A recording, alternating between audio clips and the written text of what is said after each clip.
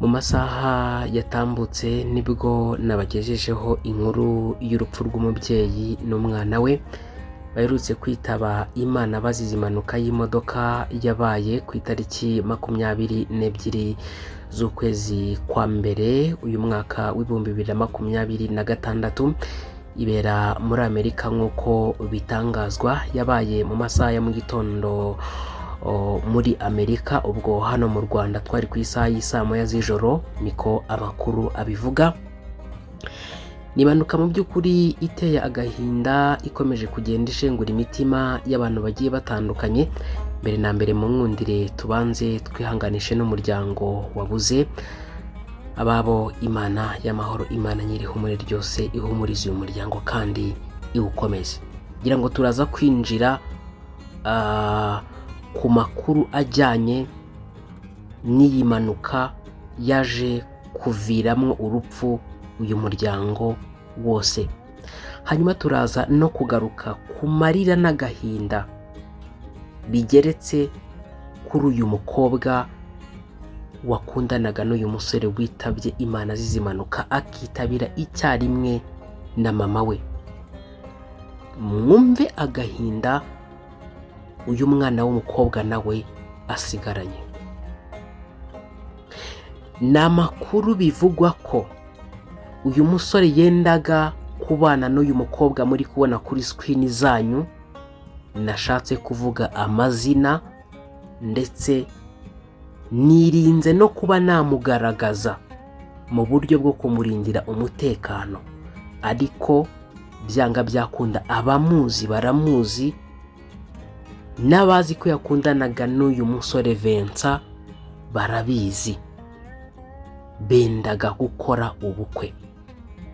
Ikindi kandi amakuru akanavuga ko mama w'uyu musore yakundaga uyu mwana w'umukobwa ku rwego rukomeye, kandi uyu mwana w'umukobwa nawe yakundanaga n'uyu musore witwa Vincent. Amakuru avuga ko uyu Vincent nubwo yaguye mu mpanuka y'imodoka muri Amerika akitabira Imana rimwe na mama we, kuko amakuru akanavuga ko uyu Vincent yaratwaye mama we mu modoka bagiye ku kazi, indi modoka ikaza kubagonga bagahita bitaba Imana ako kanya. Uwo mukunzi we w'umukobwa bivugwa ko atarari no muri icyo gihugu.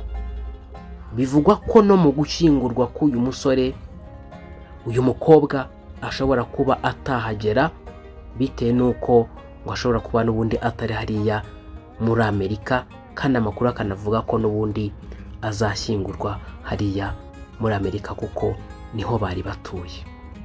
Ariko umukobwa nawe yari umunyarwanda, ariko amakuru akavuga ko atarari hariya muri Amerika. Rero bagakomeza kugenda bagira bati uyu mwana w'umukobwa ageretse ku kuba abuze fiance we, hageretsweho no kuba atabashije no kuba yajya kumushyingura. Murumva ni igikomere gikomeye. Ibi ngibi mbabwira ni ibiri kuvugwa, ntabwo ari ibintu duhagazeho 100%, ariko ni ibiri kuvugwa kubera ko abantu bavuga ibintu bigiye bitandukanye. Ariko kandi abanyarwanda bati nandura imvu ivugira ubusa ku musozi. Byashoboka koko hari amakuru y'uko uyu mwana w'umukobwa yakundanaga n'uyu musore witwa Vincent, akaba yanaririmbaga muri korali yitwa Abahamya ba Yesu nk'uko nababwiye mu nkuru ya mbere. Akaba yaririmbaga muri korali nyine yango muri Amerika, muri leta ya Michigan. Ubwo ngubwo abantu bazi muri Amerika bahise bumva aha hantu. Mw'abantu, iyi nkuru irababaje cyane, iyi nkuru iteye agahinda. Umubyeyi n'umwana we kumva ngo bitabiye Imana icyarimwe, bose bazize impanuka, nta n'umwe wari urwaye, nta n'umwe wari ufite ibimenyetso by'indwara runaka, bari bazima. Ahubwo ngo hagira gutya haza imodoka irabagonga, birangira bitabye Imana. Uyu Vincent yari atwaye mama we bagiye ku kazi, nk'uko bigenda n'ubundi bitangazwa n'abantu bagiye batandukanye. Nk'abantu muri kumva agahinda uyu muryango ufite, muri kumva agahinda uyu muryango ufite. Amakuru akavuga ko uyu mwana w'umukobwa ari kugira ati birangoye kubaho, mbuze umukunzi wanjye, mbuze umubyeyi mwiza wankundaga. Nyine mu yandi magambo, uyu muhungu yari boyfriend w'uyu mukobwa ubona nanze kugaragaza kuri screen kubwo kumurindira umutekano. Ariko abantu muri hafi y'uyu muryango, abantu bari hafi kandi y'uyu mukobwa, mumuhumurize, mumufate mu mugongo, kuko ari mu bihe bitoroshye. Ni ibihe bigoye kandi bibabaza. Ariko kandi ndakubwira abantu, nkababwira ngo abazima bazi ko bazapfa, ngo ariko abapfuye ntacyo bazi.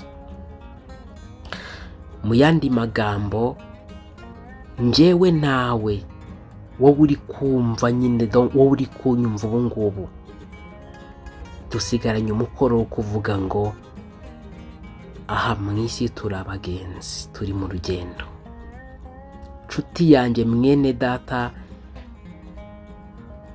impamba y'urugendo ntizakwibagize intego y'urugendo.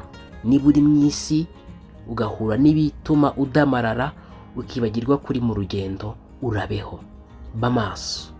Naho Yesu we yatinda, urupfu ntago rutinze, ahubwo ruratwegereye kuruta imyambaro twambaye.